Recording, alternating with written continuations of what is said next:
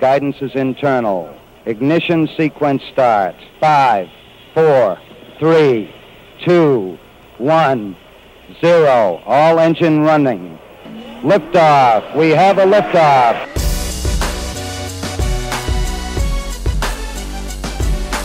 Permission to board. Permission to come aboard. Permission to board. Permission to bring me aboard. Permission to come aboard. Welcome to the Permission Granted podcast. Here's DA. Welcome inside the freshest edition of the Permission Granted podcast, everybody. Thanks for being with us. This is all the stuff that you won't hear on the air, some of which you might hear on the air, but most of which you will not, the cutting room floor, if you will. So thanks for being with us. We do this weekly podcast, and it's all kind of available at the same place, our iTunes feed and also on SoundCloud. So you have this, and then you have the full episodes of the shows as well. We post those every single night following the show. So we thank you for listening, and the best way for you guys to get involved with all of this and know when the podcasts are coming and what they are is to either follow us on Twitter, if you have Twitter, DA on CBS, or become friends with a Facebook page. Go to facebook.com/The DA Show and like the show page. And we post them all there all the time. Also on YouTube, youtube.com/The DA Show. Subscribe there, and you'll get all this stuff when it's up and uploaded as well. So it's the easiest way because we got a ton of stuff going on right now because once we switched to the new time slot, 6 until 10 p.m. Eastern, 3 until 7 Pacific, we started putting up full episodes. And we did that because all of our old listeners from the overnights, and I don't say old because all of our previous listeners, it's not that long ago, want to make sure that they're able to still listen to the show when they can if their affiliate doesn't carry us in the evenings or, for whatever reason they want to catch up on the show, what have you. So that's all of that, and we're going to have right now a really awesome guest join us here on the show. We have not had a wrestling-based guest here on the show, but if we were going to break the glass on this thing, we definitely want to do it with him because he has been all over the place and one of the faces of WWE for a long time now. He's a 13-time world champion. He won the 1997 King of the Ring tournament, the 02 Royal Rumbles, been the closing match of WrestleMania.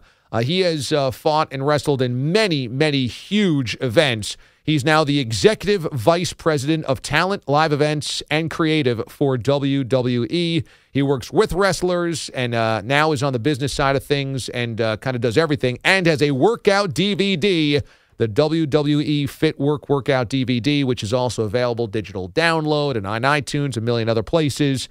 And that's Triple H who joins us here on the show. Triple H, how are you, my man? I am great, Damon. How you doing, man? Man, I'm doing great. Thanks so much for the time. And you've got so much going on, and it's interesting because when you look at one of your bios, it says that you're a business executive, a professional wrestler, an actor, a former bodybuilder. Out of all of those, what would you say you are first and foremost? Dad. Dad would be number one. Yeah, I think that's it at the end of the day. One of the things is do you keep all this stuff in perspective about everything you do, and you work hard and you do all that stuff, but at the end of the day, the best thing I do every day in my life is go home and see my kids and hang out with them and my wife and spend time with my family. To me, that's where it's at. Is that also the toughest job you've ever had? I have 3 girls under the age of 10, so yeah. Absolutely. Yeah. Right. Ask me again when they're teenagers, and I'll probably tell you now was the best time ever because it would probably be 1,000 times worse. But, it's great. And, listen, exactly what you said of all the things that we do, from athlete to performer to executive to dad to husband to all those things is exactly why we created these workout videos that we did, and WWE Power Series for me and WWE Fit Series for my wife is just we found ourselves at a point in our lives of the schedule that you keep and all the things that you have going on don't leave you a lot of time in your life to do things, and we had more people asking us every day like, man, for me, at 45, how do you stay in shape with 3 kids and a wife and a job and all the traveling that you do and all those things? And this was a way for us to kind of put it out to the masses in the best way possible that we could of a safe way to not only get in shape and look better, but be healthier and improve your life. Well, that's kind of the balance that I think modern society is kind of walking through right now, right? Because everybody is more busy than ever. They have more things on their mind, more things to do than ever. However, more people have nutrition and kind of fitness on their mind now. It's a more conscious society. So that's that tough balance that people are constantly trying to walk. Yeah, it definitely is. And you know, the one of the biggest things on that is time, right? You know, I know even for me, like, listen, my wife and I, we get done at work. It's the rush home to be able to spend a few minutes with the kids before they go to bed. You get them down, and then it's 10 o'clock at night when we get, you know, we're fortunate enough to have a gym in our home, but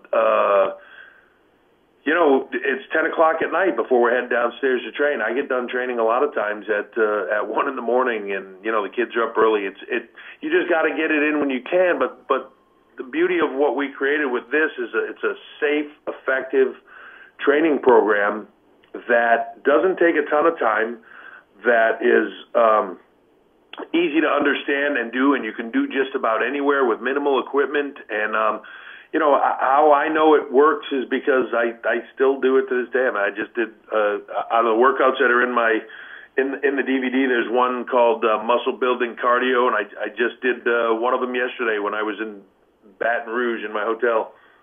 So you were a multiple-time champion, a main event superstar for WWE, and now you're on the other side of that fence trying to kind of pick and look at and analyze guys that can be your type of, that play that type of role. What specific qualities do you look for, and you and the creative team look for, when you look for who can kind of carry the masses and get that kind of overwhelming attention and kind of carry the load? I mean, the first and foremost thing I look for is charisma. It's kind of the X factor that you can't train in somebody. It's hard to, you know, you can teach somebody how to do, you know, all the moves that we do. You can teach them how to be more athletic. You can teach them how to be, you know, train and be bigger and stronger, and you can teach them how to be faster. And you know, you can learn a lot of things. How to be charismatic.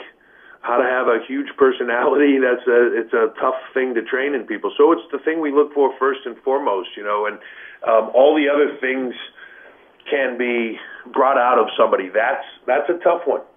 That's interesting, right? Because you can change somebody's look. You can change somebody's, maybe their physique. You can change the storyline, but the one thing you can't change, as you mentioned, is a personality, a persona. And so have you run into guys that don't look the part, but you can see it and go, well, there's something there. I know that's there, and that's the most important thing, even if your look isn't quite there. Maybe even you, if you don't believe it, like talking about the wrestler them specifically.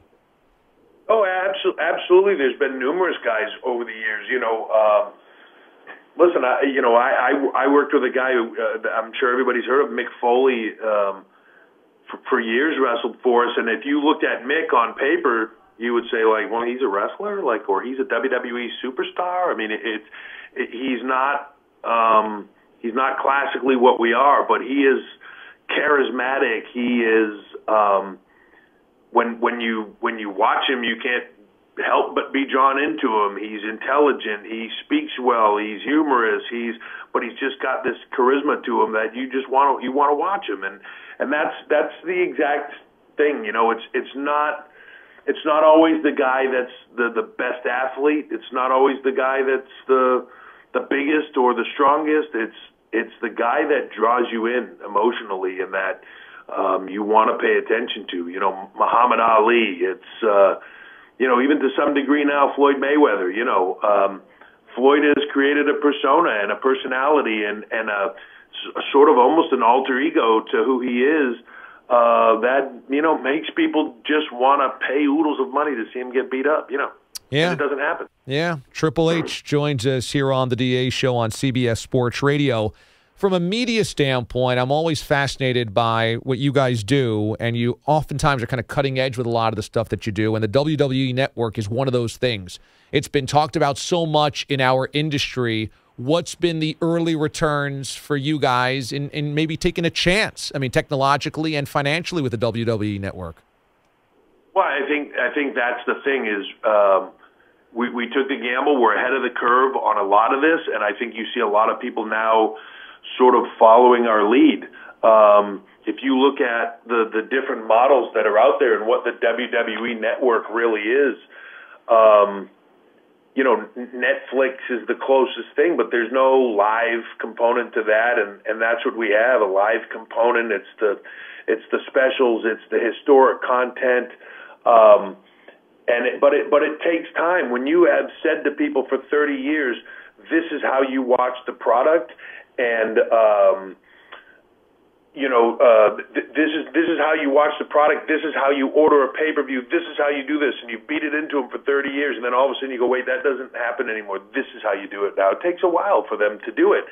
But the fact that we had, over 700,000 subscribers in the first 8 months is incredible. That's an incredible feat, and we're thrilled with the progress. We're thrilled with where it's at, and we're just starting to scratch the surface of where it can go. So I'm sure you have so many conversations and meetings with suits and guys that are financial guys, corporate guys, etc., high education. But you were in the ring. In the world. Yeah, and you were in the ring, and you lived this. So when you sit down and give your perspective, do you kind of feel like, hey, you guys don't quite get it the way I get it, or do you appreciate seeing perspective that's outside the ring as well when you make kind of these monster decisions that involve everything? Oh, you have to see both sides. You have to. But that's the reality of this is I have a knowledge of inside the ring and the business of the WWE that somebody from the outside can never have, because I was in it, I lived it, I have a better knowledge of it on that side than anybody else. But they also have something that I can't have, and that's what you do is you work together. I say this all the time, the president doesn't have to be the smartest guy in the room. He should be the guy surrounded by the smartest people in the planet, and then he just makes the decision as to which direction to go in. And you really just need to do that. You pick the experts at all the things that you need done, and then you go with it. There's been so many stories that even the casual fan has noticed about former wrestlers and passing away for tragic causes early in their lives. When you're in the middle of this and you see all of this going on, how does that affect you? How does that touch you as a former wrestler?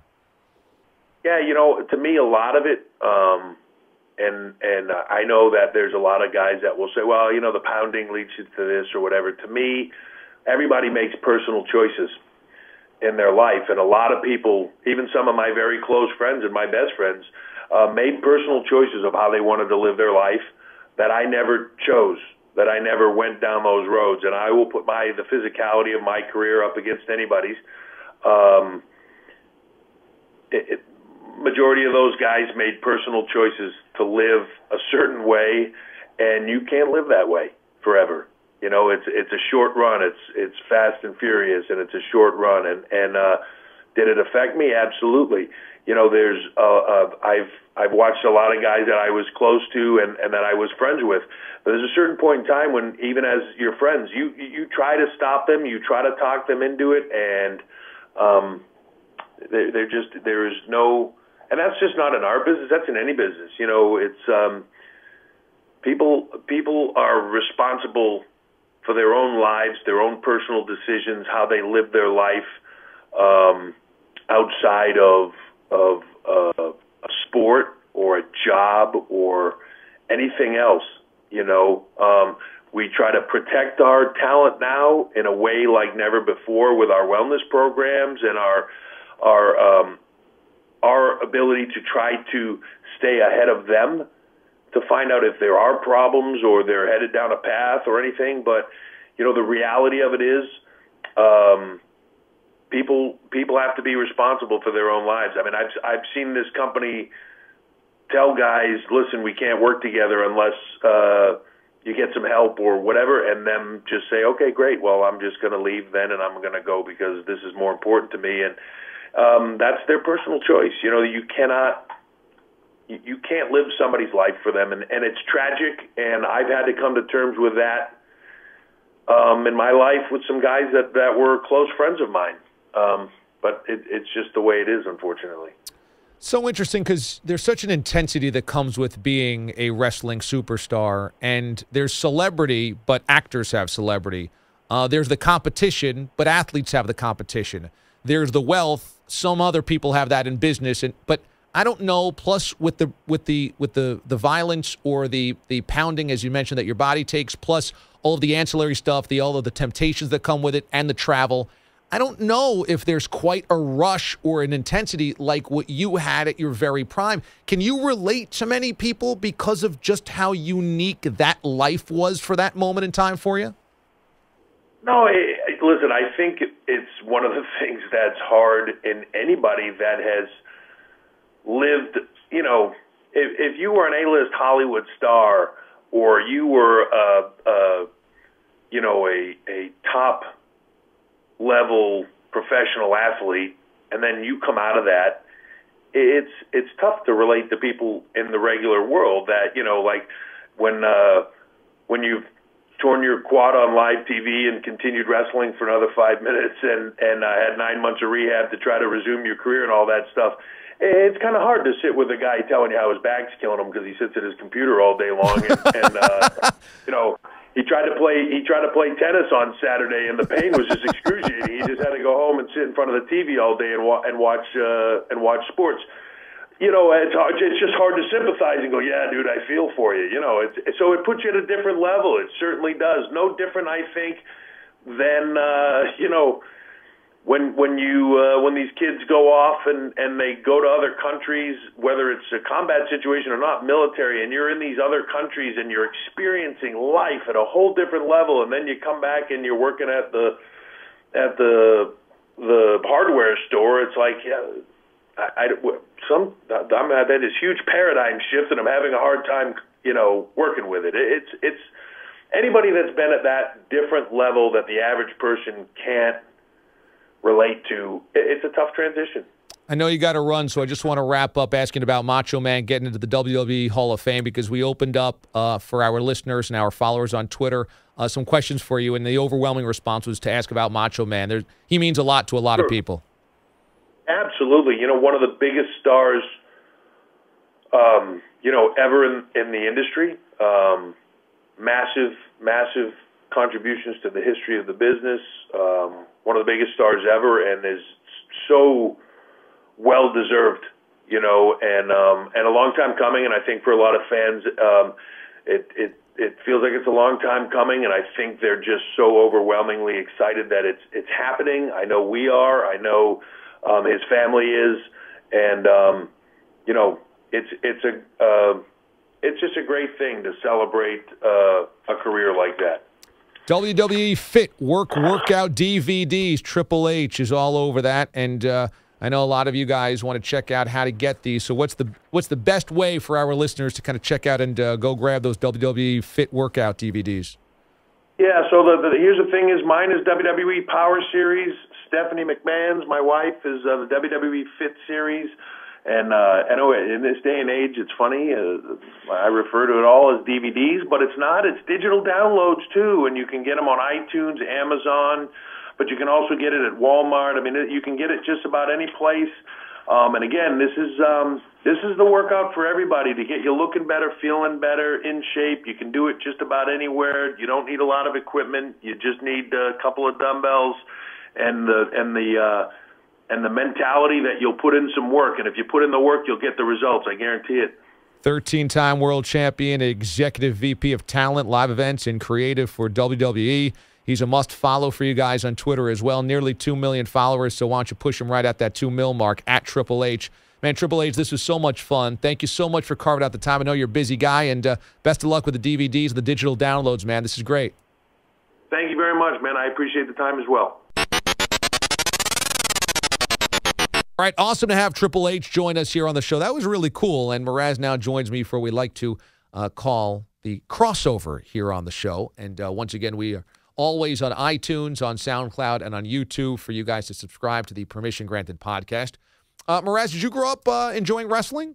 I was a huge wrestling fan when I was younger. Right? I didn't realize that. Huge. I grew out of it, but I was obsessed when I was a kid. Who was your guy? To be honest, it was Triple H's partner in DX for a little bit, Shawn Michaels. Is that right? I was a big Heartbreak Kid fan. Oh, I didn't realize this. Yeah. Now what age was that for young Mraz? Boy, I got to be, it was definitely still the end of elementary school because I distinctly remember getting detention because of Triple H and Shawn Michaels. Really? Yeah, matter of fact, did you follow wrestling for a while? You aware of Degeneration X? I am aware of Degeneration X. Okay, so they had this phrase where they used to basically cross their arms, go like that, of course, and we all know what they yelled. Yeah. So I had this girl. We can say that on the podcast. Suck it. Yeah, they were said saying suck it. So they kind of crossed their two hands and slammed their crotch. Right, and I said suck it. And they said suck.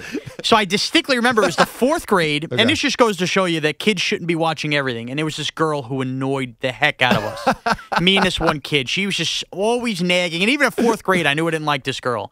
And we're out on the playground, and she's annoying. I turn around and flat out, it must have been a Tuesday after watching Monday Night Raw, and just did the suck it to her. Did you yell suck it? I yelled suck it. Boy. I did the cross. Oh, boy. I was a class clown, so of course I drew a couple laughs. This is 4th grade. You're about 10? Exactly. The mushroom cut. I had the mushroom haircut.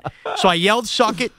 I'm sure I was wearing some kind of, Kerry Collins jersey or something at the time. Very baggy jeans. Very baggy big white jeans. Sneakers. I got a good laugh out of the people around, so naturally as a class clown, I went for number 2. Okay. And I did suck it again. Okay. So I did a suck it, Yeah. and then that led to her crying, going to the principal, my mom getting called. I was banned from watching wrestling for a month. Okay. And I had 5 days after school detention, thanks to Triple H and Shawn Michaels. Now, in 4th grade, when you yell "suck it," do you even know why you're yelling "suck it" or what you're asking to suck? The only thing I knew about sucking on them was ring pop. So no, I had no idea what was going on. It was something cool that I saw on TV, and I wanted to do it. It's funny because I've spoken at elementary schools, or I've had my nephews or godchildren. They're really young, and sometimes I hear little kids say things, and I'm like, they have no idea what they're saying. No, exactly. It's just one of those things. You just hear it, so you're like, oh, look, they're doing that. That's the cool thing to do, especially when it comes to wrestling. You're seeing the crowd react and love it. You're like, I'm going to do this now. So, yeah, looking back, I feel horrible. I couldn't even tell you the girl's name, but I know it was bad, and if she's listening, I'm sorry. I didn't grow up in the strictest household, but we were always fearful of my dad. But he would never spank us. It was just his tone, and he could bite your head off. So me and my brother, my sister did not want him. My mom was the one that could get physical, but she wouldn't spank us. She would grab our ears and twist. Oh, that annoying stuff that would hurt you. Grab our shoulder and twist, or grab our fingers. And so, like, if you acted out in church or acted out in a supermarket, or that was no. She didn't yell. She just grabbed your ear and twisted. And so I was always kind of fearful of that. So I remember we weren't allowed to curse in my household, okay? Right. We definitely were not allowed to say suck it. But one time I probably was like 8 or 9 years old, and I said, Mom, I think we were in the car. Can you pull over? I got to take a piss. Oh, boy. And that did not fly. She said, what did you say? I said, I got to take a piss, because I had heard it on TV. Right. And she said, you will not ever say that in our house ever again. You say pee. I said, okay. And I saw that look, and she, and I said, okay. You said, I'm gonna cut off the last 3 letters of the word. Just go with the first letter. Can I go pee? Can I please?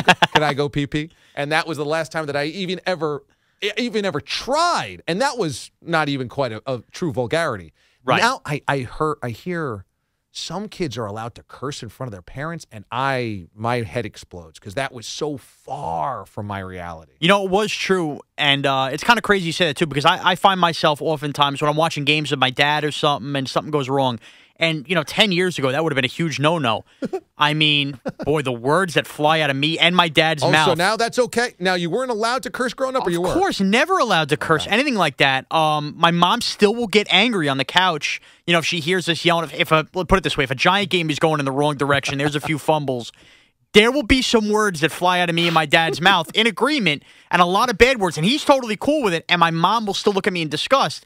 But if this was 10 years ago, boy, I was being sent to my room. My, video game controllers were being taken away. It was not going to fly. Now it's pretty much, hey, so be it. Now, do you remember the first time that you threw an F-bomb in front of your dad?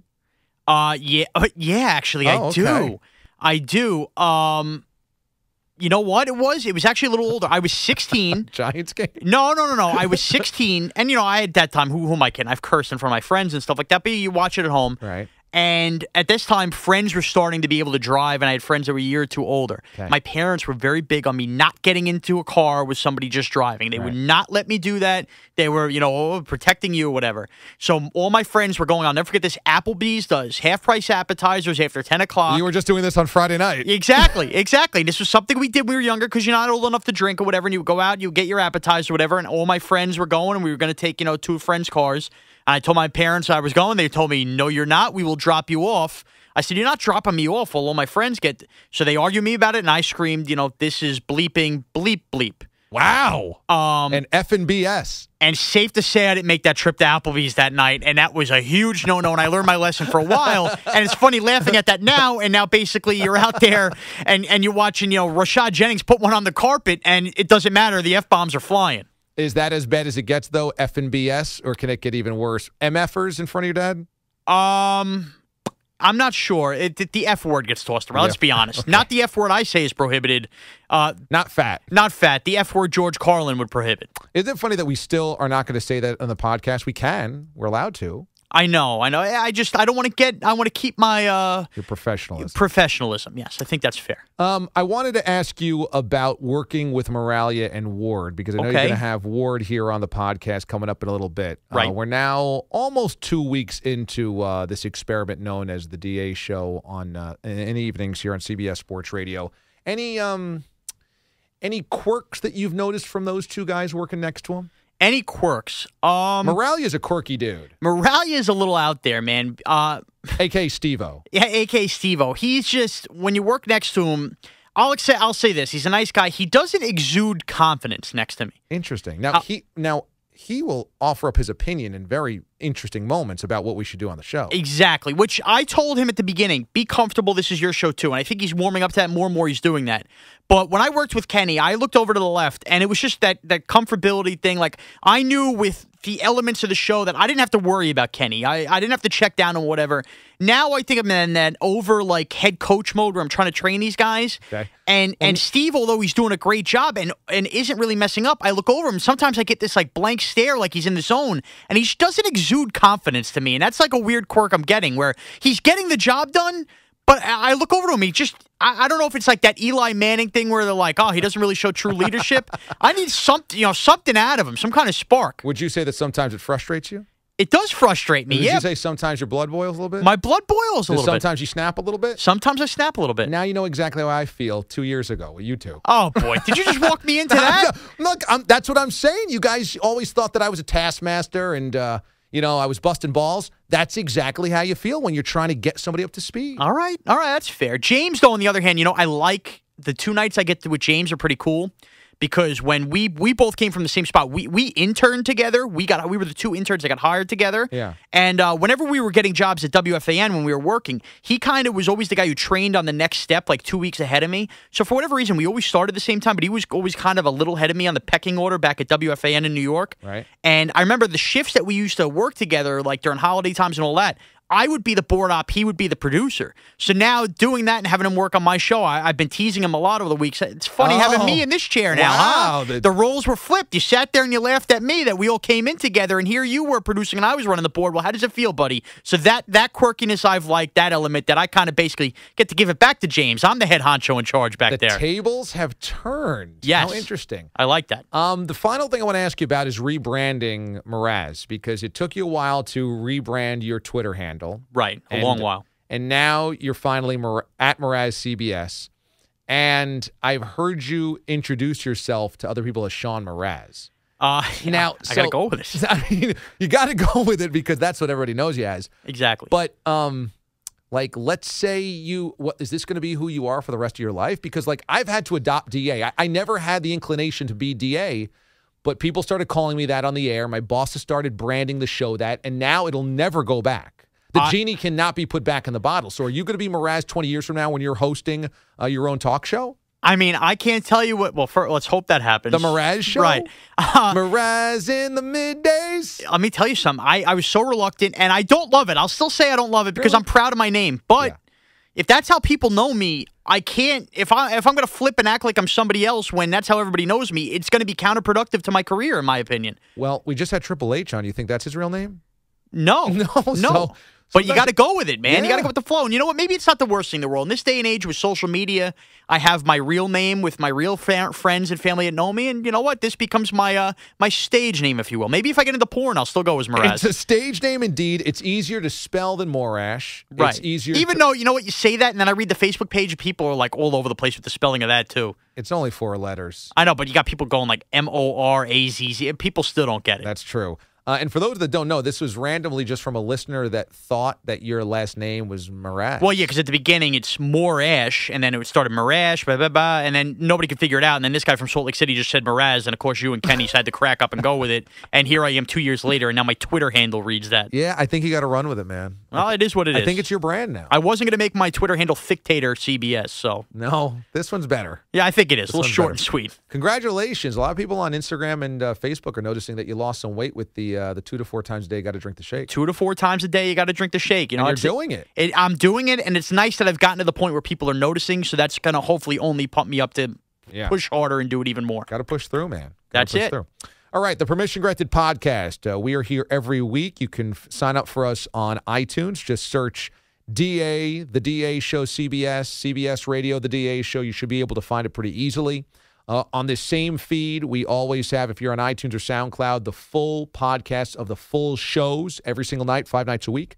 And then also on YouTube, youtube.com/The DA Show. We put all of these podcasts there as well. So there are a million ways you can find us also on YouTube, or I should say on Facebook, facebook.com/The DA Show. Like us there, and we'll get your timeline popping. And then on Twitter as well, DA on CBS. We always post that. So a million ways to get all your content here on The DA Show. Thanks to everybody for a wonderful first 2 weeks on the new time slot. Thanks to all the well wishes from the overnight crew. That was very cool of our listeners there. And you guys are all over our social media still, and hopefully still listening when you can and calling in when you can. So much love to you guys. I hand the keys to this thing over right now to Mraz, who has James Ward standing by. All right, welcome into Side B of the Permission Granted podcast. That's right. I am your executive producer of the DA Show, Sean Mraz, joined by new associate producer to the DA Show, James Ward. James, good evening. How are you? Sean, how are you? What are you talking like Moralia? Is that what I'm getting? Was that a Moralia imitation? A little Moralia, a little Mad Dog. Boy, I'm trying. Good afternoon, Sean. How are you? I'm trying to juggle the personalities here between the Kenny is morphed into 2 now, as I have James and Steve as they'll be alternating kind of week by week, depending on the week, on who is on the Permission Granted podcast with me here on Side B. So basically, Side B will be interesting every other week. Wow. Is this a rivalry between you and Steve? I love Moralia. Oh, boy. Here we go. I love Moralia. Is there jealousy? But what is he bringing to the table?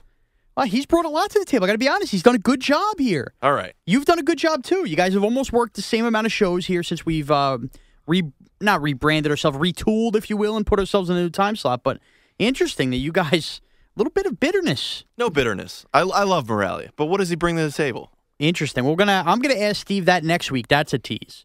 But I got to be honest with you, James, and I'm going to come right out the chute. I just did a 4-hour show with you. We did the DA show this evening. You are a disgusting, filthy human and pig. I, who have been overweight my entire life, have never witnessed a more disgusting eater, nobody who eats more, and just, you are disgusting, James. What I just had to put up with, you basically were at medieval times just now while we were doing the show. Chicken grease, down your fingers, you gross me out, man. What the hell was that? A man's got to eat.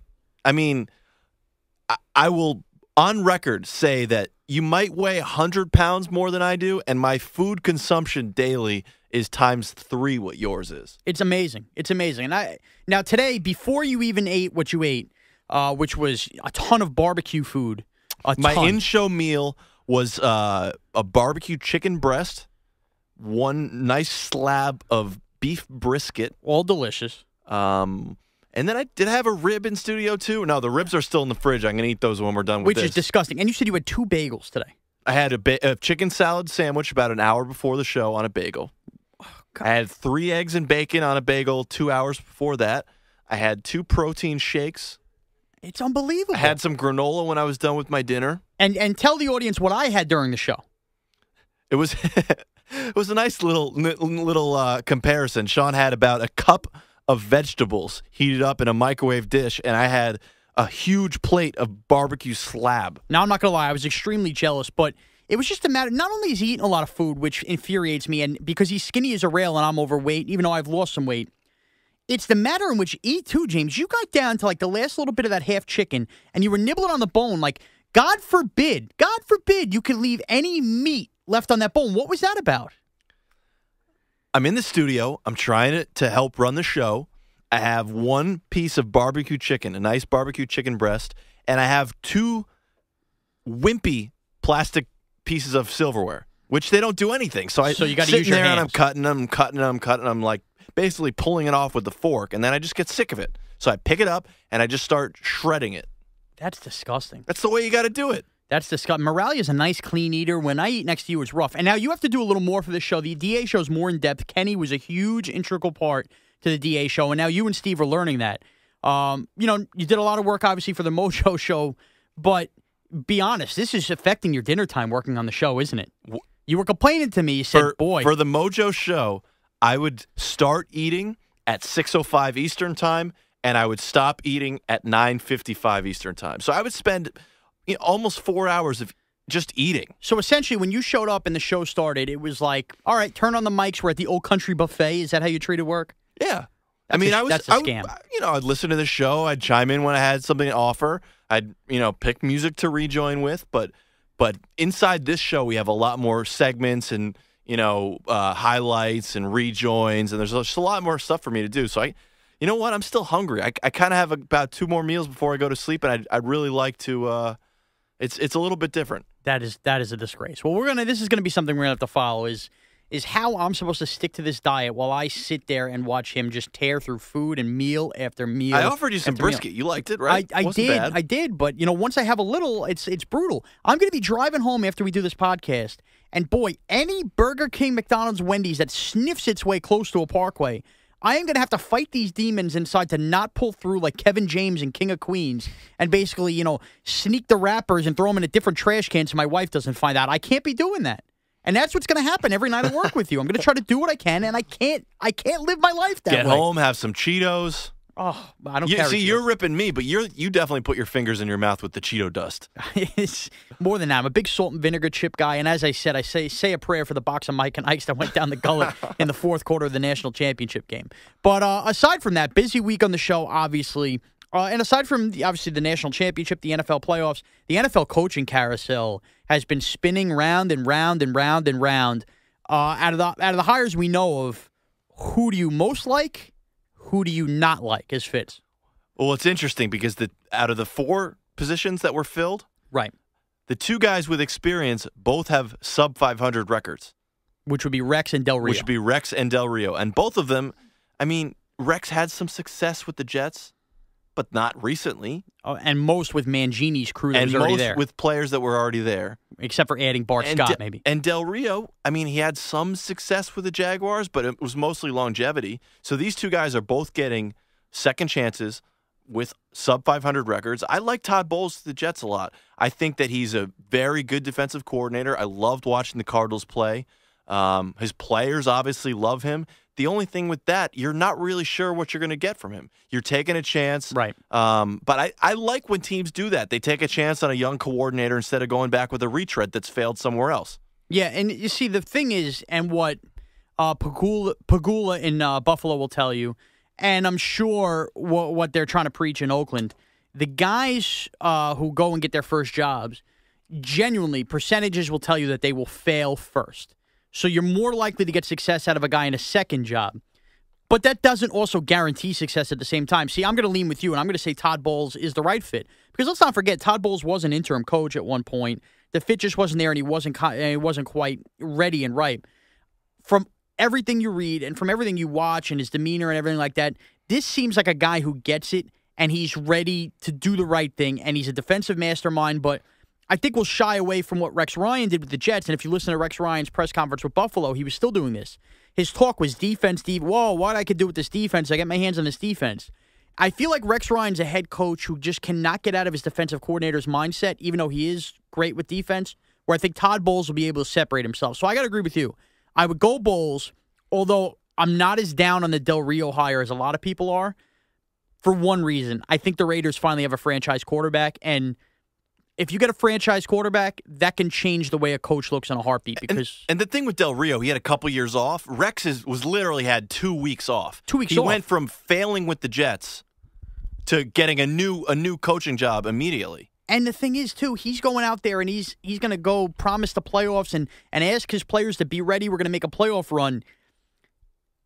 It's going to be interesting to see if these players respect him because, remember, these players just stomped all over his game plan twice last year, crushed them. I mean, there was a week where the Bills played the Jets, had to fly to Detroit because of the snow. Right. They didn't leave the house. They didn't practice, and they still annihilated the Jets. Annihilated. Now, that might speak to the Jets' talent, but that was Rex's game plans and all that stuff. Now, not saying Rex can't change things up with the talent he has at Buffalo, but to ask, I don't know, just the way he came across, he had the media eating out of his hands and all that stuff. I just feel like Buffalo, be careful what you ask for, and you're going to love this guy and you're going to love his bravado, but I know growing up in New York and being around New York his entire Jets tenure, I have a feeling in Buffalo you're looking for another head coach in 4 years. Right, guarantees Super Bowl with the Jets. That didn't happen. Exactly.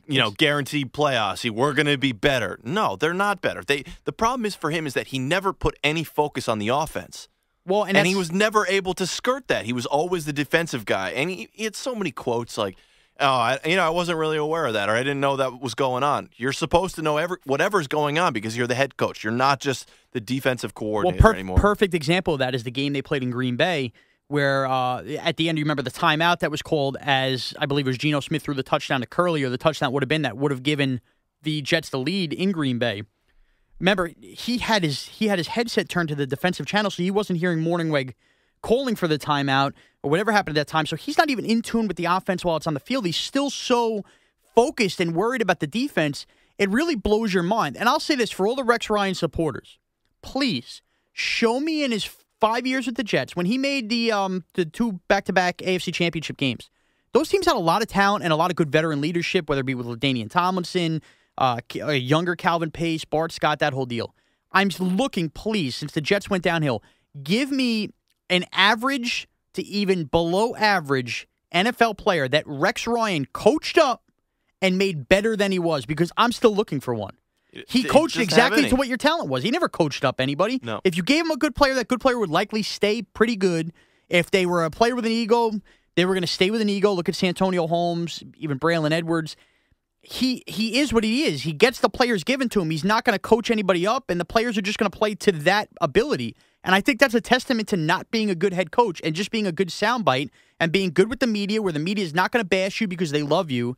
And that's what got Rex Ryan a job. And I think ultimately he won't have as much media pressure and he won't have all this, but he has a starving fan base in Buffalo that's looking for wins, and maybe he gets them to a playoff because he's hitting them at the right time after the successful season. So maybe he's looked at as like a god there if they're not making the playoffs for 15 years. But, boy, I think we're sitting here in 4 years going, geez, this guy can't coach football. Can't be a head coach of a football team. The Bills are looking for another coach. They still don't have a quarterback. The problem is with the Bills, for me, it made more sense for Rex to maybe go to Atlanta. No, he has a quarterback. A quarterback, some offensive players, so he could really build up the defense. Right. The Bills' defense is already good. Exactly. And how much better? And he's like, we're going to be the top defense. Well, how much better is that? That defense is going to get better anyway when Kiko Alonso comes back. So your problem isn't defense. You could be a playoff team with that defense. The problem is offense.